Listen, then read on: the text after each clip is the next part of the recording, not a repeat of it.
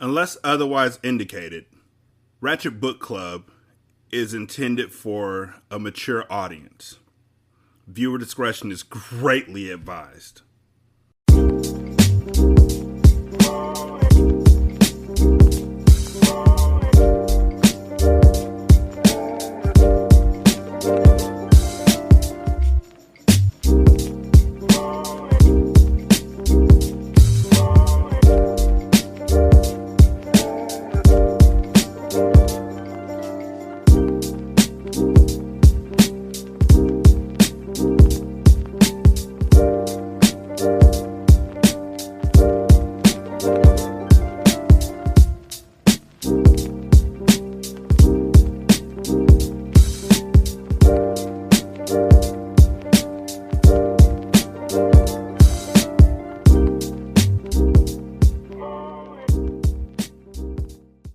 Ratchet Book Club, fuck this book.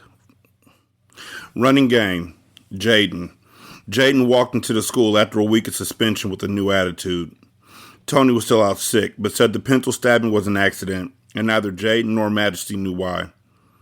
After the conversation with her mother, Jaden decided to do what she had to take care of herself and her sister, even if Majesty didn't want her to. The moment she got to her locker, she saw a familiar face. It was Zion, one of Shaggy's boys, and he was looking at her hard.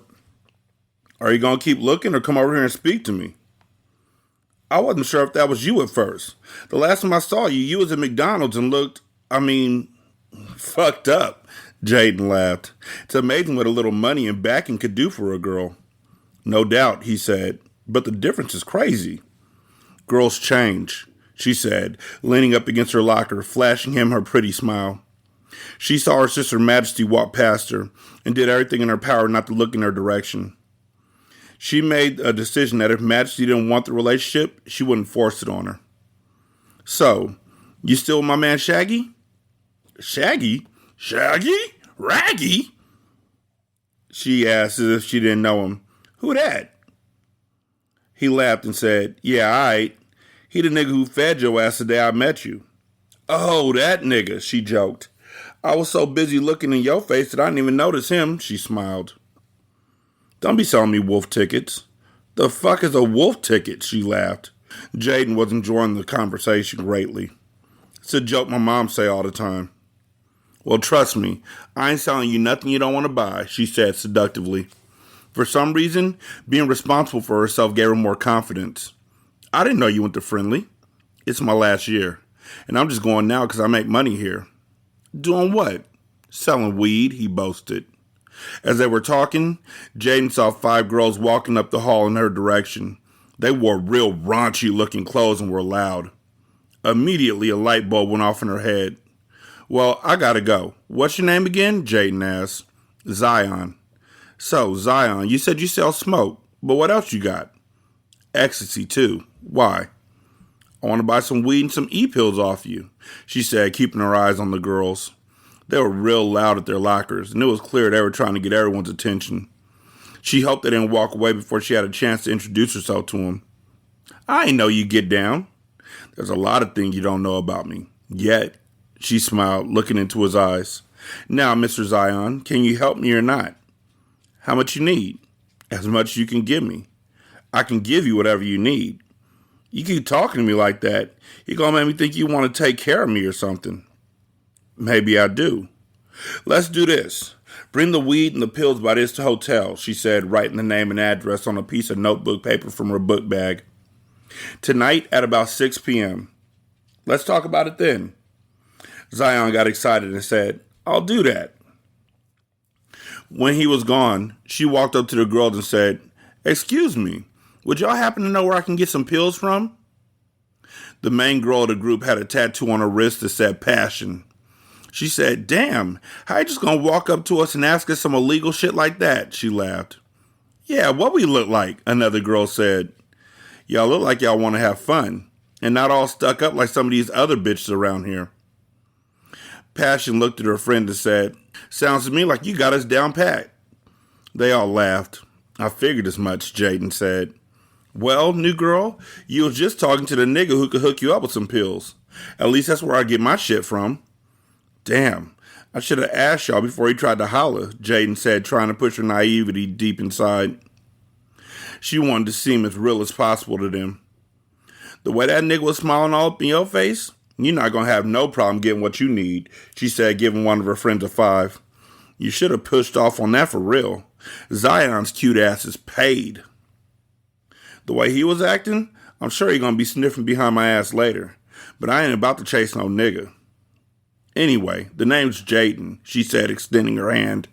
Passion shook it along with the other 4 girls. What's y'all's? I'm Passion. This Foxy, she said, pointing to a cute girl with short gold hair.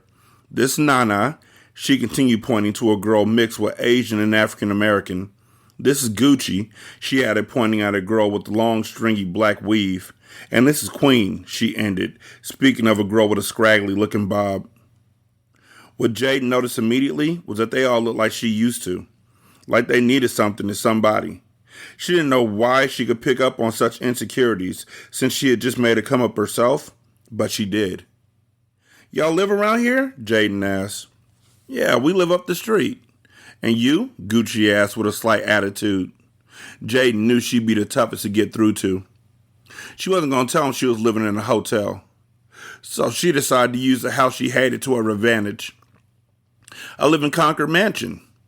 The girl's eyes widened, and they seemed to be excited that someone so fly was keeping conversation with 5 wannabes. When she saw the gleam in their eyes, she knew she had them exactly where she wanted them. When Jaden got back to her hotel, she saw someone sitting in a car waiting on her. She saw his face before and tried to run into her motel room, but Jace had Kevin and Anthony chase her. When he walked up to him, he said, "Let her go." They did. "I'm not going to hurt you, but we need to talk. Can I come in?" There was something about him that comforted her, and she allowed him inside her room. Kevin went in with them, while Anthony guarded the front door. "Don't be afraid. I said I'm not going to hurt you," Jay said. "And if I have my way, nobody will." "Well, what do you want with me? You kind of scare me." "I want the truth." "Are you Harmony Phillips' daughter?" Feeling like she didn't have anything to lose, she told the truth. "Yes, she's my mother." Jay swallowed and said, "Who's your father?" "I don't know. I mean, my mother said it might be this guy named Callie who's living in our house now." "So Callie does live in a house with you?" "Yes. Do you know him?" Jace looked at Kevin and said, "Yes, I do." "Can you tell me what you want from me? Did my mother do something wrong to you, and now you want to take it out on me?" "I don't know about Callie, but I might be your father." "How?" "Me and your mother used to date back in the day. She told me she was pregnant, but my life was heavy back then and we lost contact," he said, feeling bad for not being in our lives, even if it wasn't his fault. "But I need to know if you and your sister are my daughters, and I need you to help me find out." "But why? Why do you want to find out?" "Because you and your sister," "What's her name?" "Majesty," she smiled, "can have a much better life. And I'm in a position to give you a better life, but I need to know first." "What do I have to do?" "Will your sister consent to a test?" "I don't know," she said. She was considering telling him about her mother poisoning her with antifreeze. The only thing was, if he wasn't their father and she told him Harmony's evil secret, the plan could backfire in her face, and Harmony might kill Majesty anyway. She had been seeing Majesty at school and could tell she wasn't sick anymore, and that was because she had been paying her off. But we're twins. Is there a way to just use my DNA? "I'm not sure, but can you get some of her hair? Or off a brush, maybe? I don't want to just start the process and they tell me I don't have enough DNA." "Yeah, I could probably get some of her hair." She paused, considering how it would be to have a real father. "If you are my father, are you going to be around?" Jaden asked hopefully. "Like, in my life and stuff?" "I can show you better than I can tell you," he said. Jaden smiled. "But how are you? Do you need anything?" Jace continued. "Remember what her mother said, to always ask for more than what you want to get what you need?" She said, "Yes. Some money." "Okay, how much?" $1,500. He gave Kevin a look and reached into his pocket. "Are you living here?" Yeah, me and my mother got into it, she said, her head hanging low. I'm not going to be here long, though.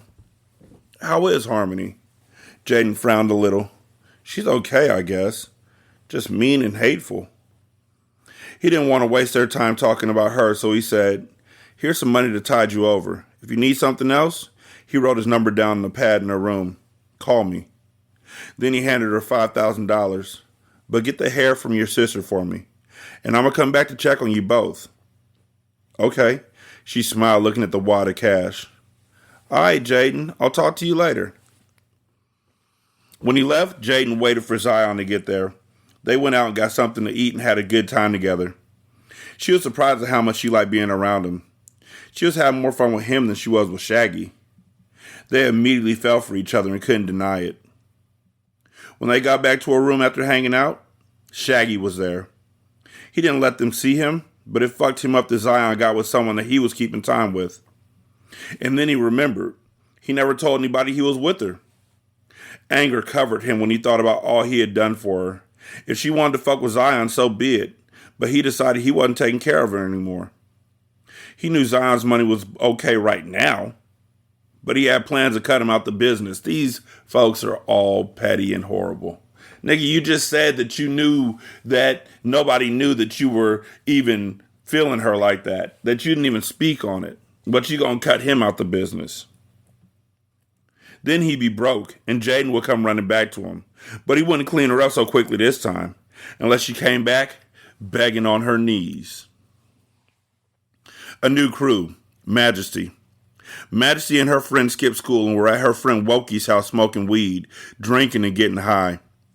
These days, Majesty was different. She was angry, she was violent, and she didn't care if she lived or died, and that made her extremely dangerous. Shortly after being suspended from school, she started feeling slightly better and wasn't sick anymore. With her newfound health and energy, she decided to be the menace she always wanted to be.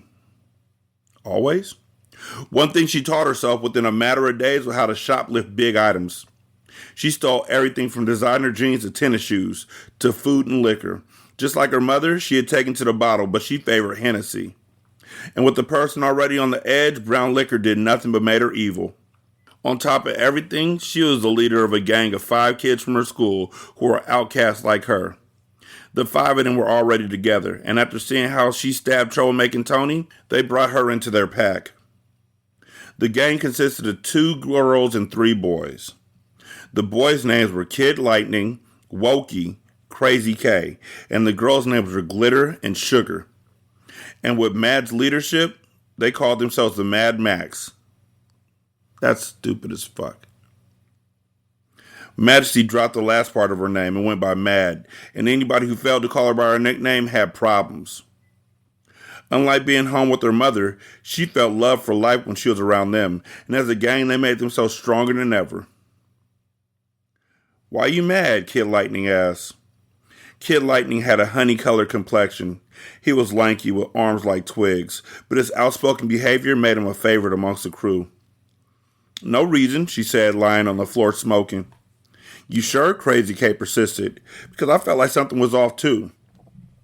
Crazy K had feet as big as shovels and a permanent scowl on his face, but out of all of them, he was the nicest. She said she don't want to talk about it, Wokey added. Wokey was short, dark, and often more quiet than the rest. Why you always taking up for Mad? She could take care of herself, Glitter interjected. They all gonna talk so she could describe what they all look like. Glitter had deep-set chocolate brown eyes, and she wore her hair in braids. She always had weed and liquor, which made them love having her around even more. And over time, Glitter was quickly becoming Mad's girl.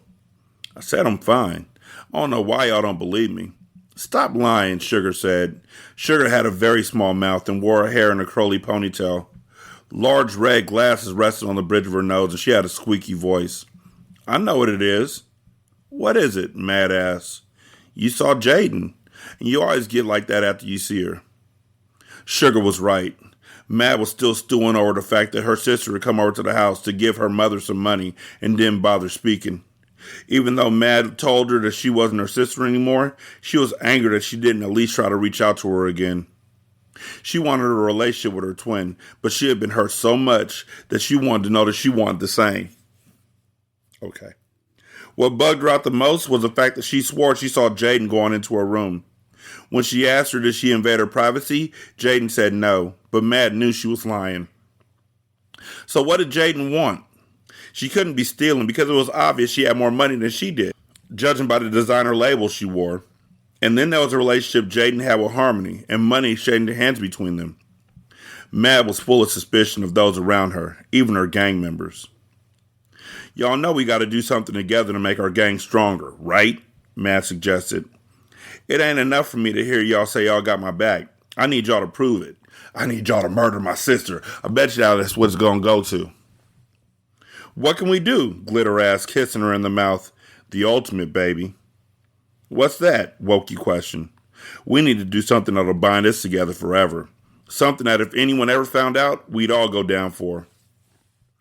The only thing I can think of that will bind us like that is murder, Glitter said. That's exactly what I'm thinking. Who we gonna murder? Some random person? Crazy K asked. I got somebody in mind. But once we do this shit, we can never turn back, she said, looking upon her crew. Ever. Raw meat. Jace. I met Callie at the deli to see what he had to tell me. He seemed excited, and I hope he had news about Massive. When he pulled up in a minivan and his cousin Vaughn got out to open his door, I knew he had started his own thing, and this meeting was about to be about the money. I never fucked with Vaughn, and he knew it. Anthony let Callie inside alone after searching his pants. He had an extra bop to his walk, and I knew he was feeling himself. What's up, Jace? Callie said, walking in fully, revealing a hatchet on his back. You can't come in here with that, man, Anthony told him. Here, he said, handing it to him. Then he set a box on the table. Because today ain't nothing more important than what's in that box right there, Callie said, pointing at it. What's that? I said. That's for you, he winked. I opened the box to see Mass's mutilated head inside. Anthony and Kevin looked at me, and for the first time in a long time, I smiled. You really got this nigga, I said. I can't believe after all these years you put this nigga down. I told you. I don't know why you ain't believe me. I quickly got suspicious and said, how were you able to get to him so easily? What's up with that?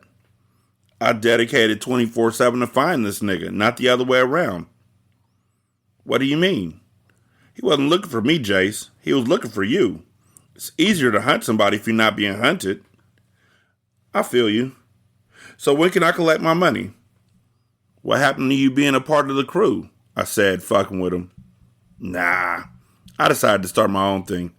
No offense, but your way of leadership clashed with mine at times. Is that right? Yeah. Where you laying your head at these days, Callie? I'm here and there and everywhere. I looked at him and thought about the gains he ran on me, and how he fucked my girl, and even to this day shacked up in her house. The thought of the kidnapped girl ran to my mind as well, and how we never found out what happened to Herb Deo and 6 Cents, 2 niggas who couldn't stand him. Thinking of all that, I said, I'm not paying you. What? He said, leaning in closer to me. Kevin adjusted accordingly. I'm not paying you, nigga. After all the problems you caused me in my operation, you owe me this shit. You can't be serious, nigga. Very. Callie looked at me like he wanted to rip my throat out, and Kevin and Anthony closed in on him. I hope you realize what you're doing. You just had me get rid of a nigga who hunted you down all your life and traded him in for a worse one. Nigga, I'm the devil come to life. Are you sure you want to tell me you ain't gonna give me my money? I ain't repeating myself. Now get the fuck out my shop. I got you. He winked. Callie walked outside the deli, and we looked at each other through the window. I knew he was mad, but it wasn't until we exchanged silent glances that I knew how mad he really was. Really? When he walked off and got in the van, Kevin said, I'll never question your authority. Then don't start now, I said. I won't, but I just want to make sure you're ready for what's getting ready to go down. Even if I wasn't, it's too late to turn back now, ain't it? I said, looking at Kevin, and then Anthony. This nigga's been obsessed with me since we were kids. Even if I did pay him, I wasn't going to get rid of him. So what's the plan? Kevin asked. He doesn't know I know where he rests his head, so I'm going to hit him where it hurts. And then what? And then I'm going to kill his ass before he can kill me. The sins of a mother. Harmony. I hadn't seen Callie and Cherry in a while, and wouldn't have cared, except for the fact that they would come and go as they pleased, and that made me nervous. I hated not knowing when they was going to be in my house. Were they gone for good or what? When I walked into my house after coming from the bar, something didn't feel right. My instincts told me to turn around, bright eyes, but I didn't go with them. Instead, I walked deeper into my house and was struck over the head by what I described as a 2x4. When I looked up, I saw Majesty standing over me with 5 other kids. Majesty, what are you doing? I asked, rubbing my head. Without answering me, she hit me again and I felt off balance. Pick her up and take her to the basement, she ordered. They drugged me by my hair to the basement and the kids held on to me. I was in the middle of the floor, waiting on what would happen next. Majesty walked slowly down the steps, and all I could see were her legs until her full body came into view. Although they held on to me, I was in so much pain I couldn't move anyway. Put her in the chair, Majesty said. Using duct tape, they taped me to the chair in the middle of the floor. Next to the chair was a table with a George Foreman grill, knife, 2 hats, an extension cord, refrigerator, and video camera. Majesty, please, I'm your mother. Plug up your camera, sugar, Majesty said, and Wokey, plug the grill up. A girl with red glasses placed a video camera on a tripod in front of me, and a dark-skinned short boy placed a grill at my feet, and I was fearful. When they were done setting up, Majesty took her baseball cap off and put a ski mask on. Then she stood next to me. Everybody else moved out of the camera's view. Then she placed a piece of tape over my mouth and a hat over my head. Hit record, sugar. I heard a small beat before Majesty spoke. I'm mad, and this is my whore-ass mother. She's a mother who has for every day of my life tortured me. And for the next 30 days, I'm going to torture her back before I kill her. I heard her walk in front of me before she grabbed my feet.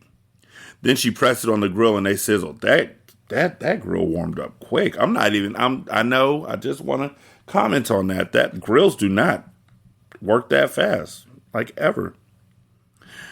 The pain I felt was unbearable. She left my feet on the hot grill for 5 minutes, and I tried to scream, but the tape covered my mouth. Cut, she said. She took the hat off my head, and I saw the camera was off. Tears ran down my face, but she didn't care. This your mother? Sugar asked. Yes. But why would you want to do this to your mother? Wokey said.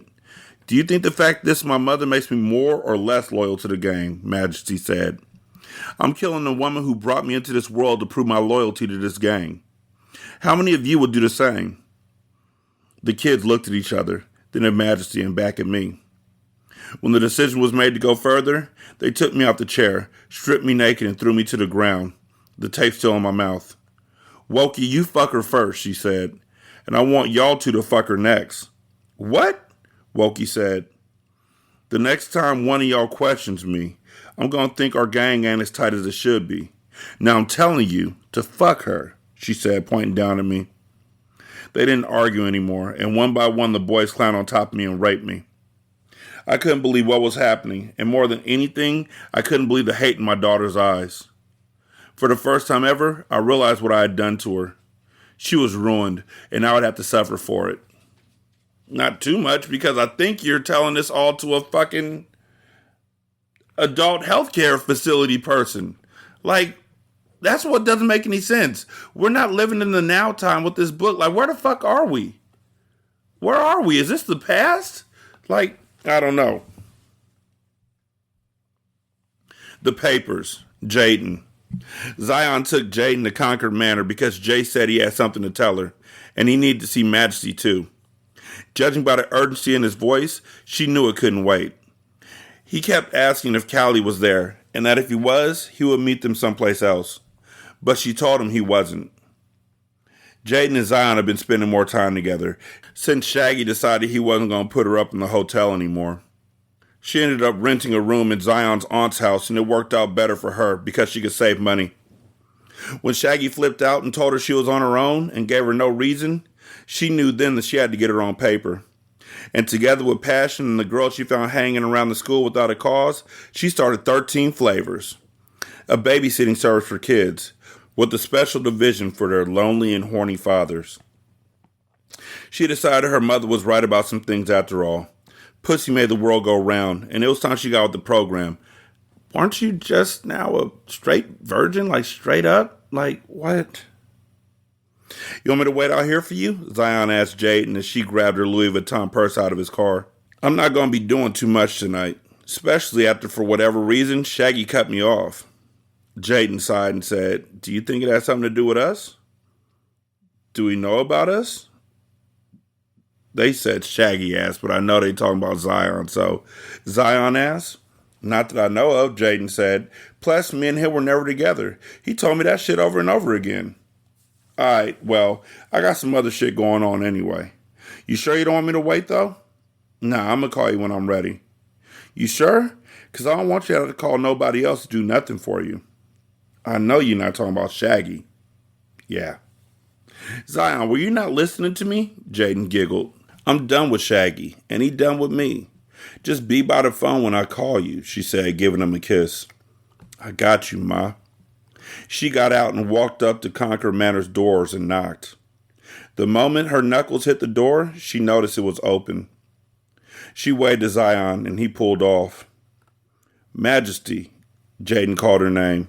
She closed the door behind herself. Harmony, no one answered. Majesty, I need to talk to you. Are you in here? She walked to the crawl space, hoping her sister wasn't inside. She wasn't. When Majesty didn't answer, she walked upstairs to her room and saw she had lots of tennis shoes lined up against the wall. And when she went to her closet, she saw about 10 pairs of new jeans, 20 new shirts, and 8 baseball caps.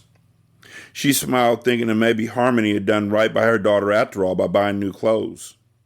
But where was Majesty? She saw her house keys on the dresser and knew she was inside somewhere. Majesty, she said, moving out of her room and towards the basement.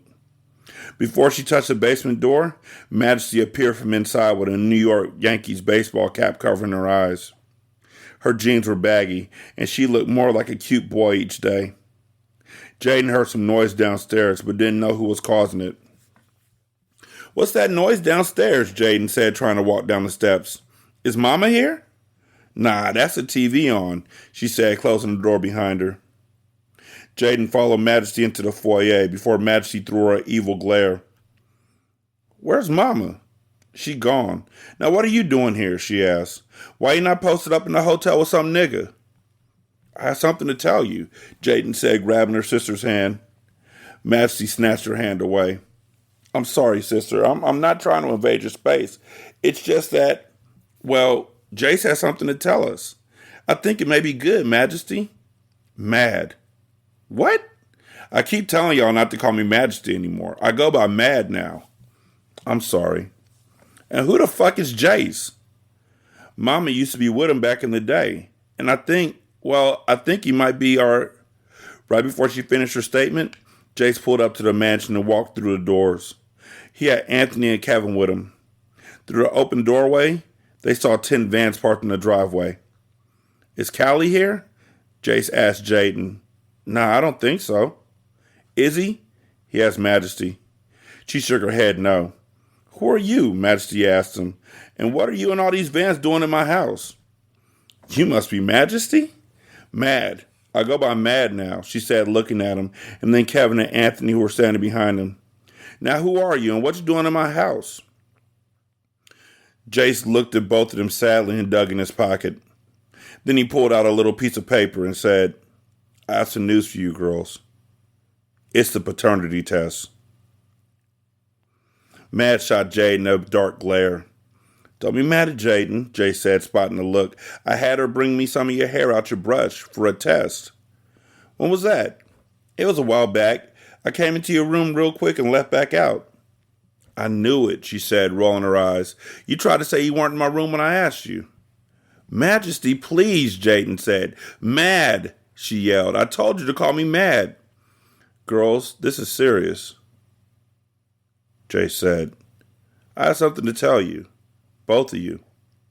He unfolded the paper awkwardly in his hands and said, Jaden, I'm your father. Jaden was so excited about the news that she wrapped her arms around him.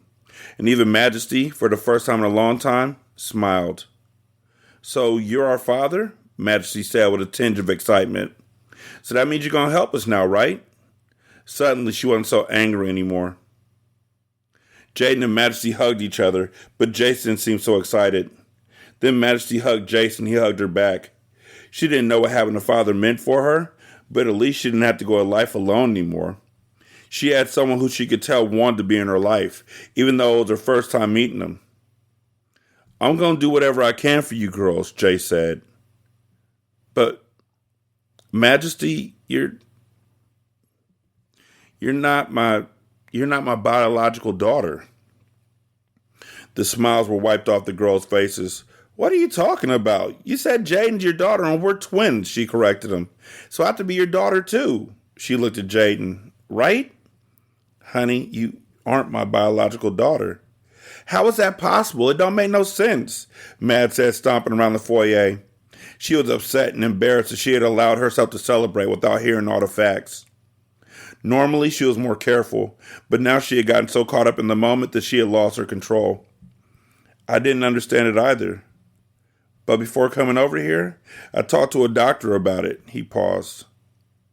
When your mother was pregnant, she had a condition called heteropaternal superfungication. Kevin helped him. As always, he was with the doctor when he got the news. The fuck is whatever the fuck, Majesty said. It's when your mother had different sexual partners at the same time. Majesty and Jay looked at each other. What? Majesty said, confused. Ma fucked two niggas at the same time, Mad. She was a fucking slut. Majesty looked at everybody in the living room with wide eyes. Once again, her mother succeeded in making her feel like an outcast. She didn't want another father. She wanted the father her sister Jaden had. She wanted them to be connected. Always. Do you know who my father is? Majesty said, wiping the last tear off her face. Yes. Jaden and Majesty looked at him, hanging on to his every word. Who is he? Jaden asked. Callie. Let's see if the math is mathing on that one, though. Yeah, no, it doesn't make any sense because he was in L.A. when that whole shit went down with her and Callie. So that... Fuck it, I just want this book to be over. I don't give a fuck. I don't give a good goddamn.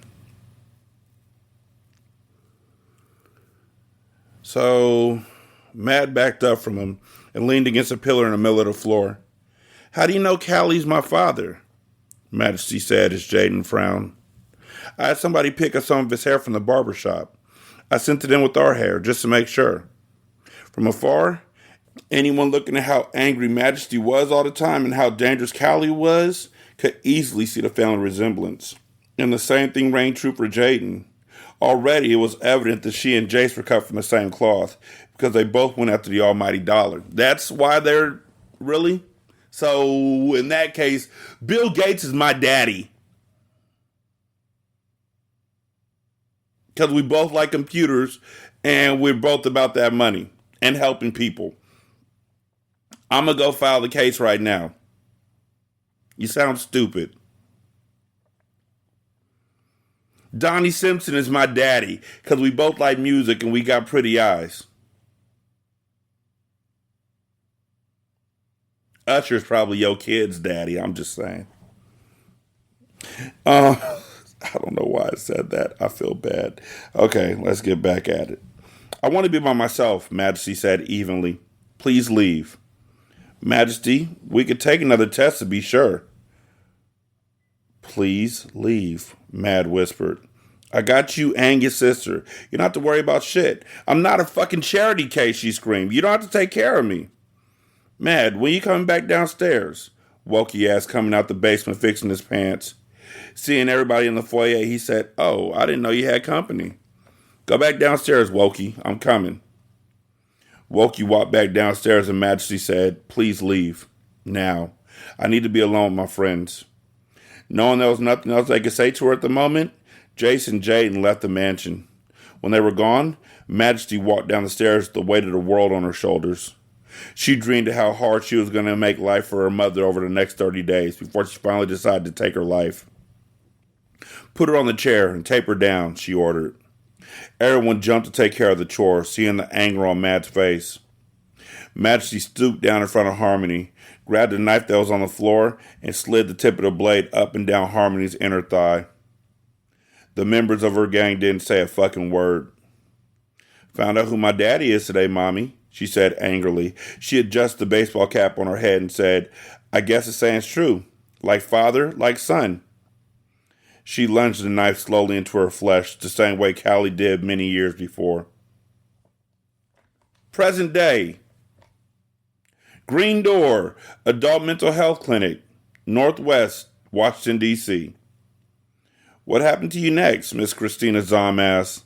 "Too much to tell you about. All I know is for 30 days I was tortured like you couldn't imagine." "After the 30 days is when all those people got killed?" "Yes." "So what happened to your children after that?" "They took on the personalities of their fathers. In fact, they started spending more time with them. Majesty with Callie and Jaden with Jace." "And then?" "Oh my God. And then? That's when all hell broke loose."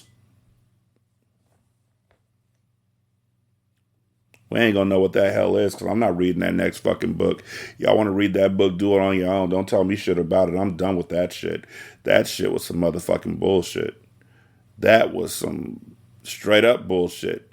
916-633-1537. I just realized I should be really happy now because I'm fucking done with that book. 916-633-1537. Ratchet and Ratchet@gmail.com. Ratchet Book Club on Twitter. Ratchet Book Club on Facebook. Leave a review on Spotify. It takes 13 seconds. Leave a review on Podchaser. Leave a review on Good Pods. Leave a review on Apple Podcasts. Let me know where you left it at so I can go check it out for myself. Voyeurism. That's my thing. You could donate to the show on Patreon, patreon.com/single simulcast. You can also donate to the show at buymeacoffee.com/sscast. And on the Good Pods app, you can leave a tip in the tip jar. So fucking glad to be done with that book. I know exactly what book I'm reading next. It's going to be fucking fantastic. I know what book I'm reading after that too. It's also going to be fucking fantastic. If you don't like that shit, I will go. Peace. Fucking hated that book. That shit was horrible. Nasty as fuck.